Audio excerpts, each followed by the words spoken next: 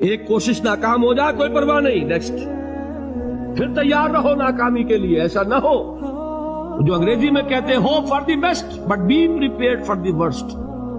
ایسا نہ ہو کہ دوسری مرتبہ ناکام ہو کے بددل ہو جاؤ، تمہاری ہمتیں جواب دے جائیں. نہیں، پہلے سے تیار رہو کہ دوسری مرتبہ بھی ناکامی آئے تو آئے، لیکن جب تک کہ کامیابی حاصل نہیں ہوتی ہمیں یہ کام کیے تھے. اجتماعی سطح پر ہم سب مشرک ہیں، پوری قوم مشرک ہے، مشرکانہ نظام ہے. جب تک وہ یکون الدین کلہ للہ نہیں ہوتا یہ نظام مشرکانہ ہے، قانون اللہ کا نہیں ہے. آپ کی عدالتوں میں اللہ کے حکم کی کوئی حیثیت نہیں ہے، آپ کی منڈیوں میں اور بازاروں میں اللہ کا حکم نہیں چلتا ہے. کہاں اسلام؟ یہ مسلمان کیا اسلام پر کاربند ہیں؟ جارج برنارڈ شاہ نے کہا تھا کہ میں جب قرآن پڑھتا ہوں تو محسوس کرتا ہوں اس سے بہتر کتاب کوئی ممکن نہیں، لیکن جب مسلمانوں کو دیکھتا ہوں تو محسوس کرتا ہوں ان سے زیادہ ذلیل قوم دنیا میں کوئی نہیں. یہ کنٹراسٹ ہے جو ہم اپنے وجود سے پیش کر رہے ہیں. کیا اس کی وجہ سے لوگ اسلام کی طرف راغب ہوں گے یا اسلام سے متنفر ہوں گے؟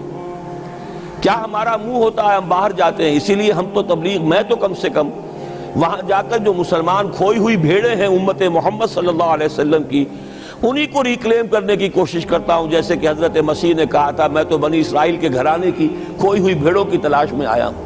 میرا منہ نہیں ہے کہ میں وہاں کسی امریکن سے بات کروں. وہ یہ کہے گا تم اپنا گھر تو سنوارو، فزیشن ہیل تھائی سیلف.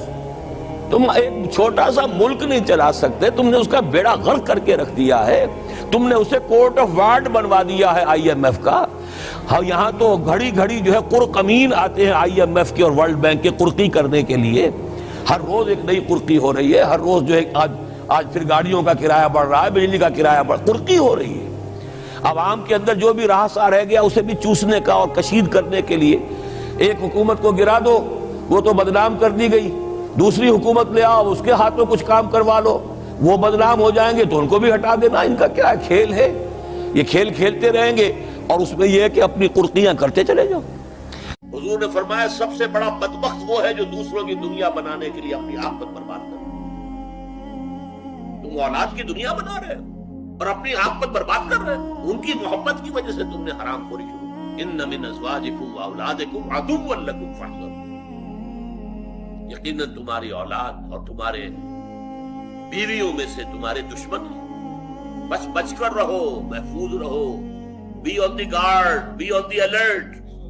کہیں ایسا نہ غفلت ہو اور وہ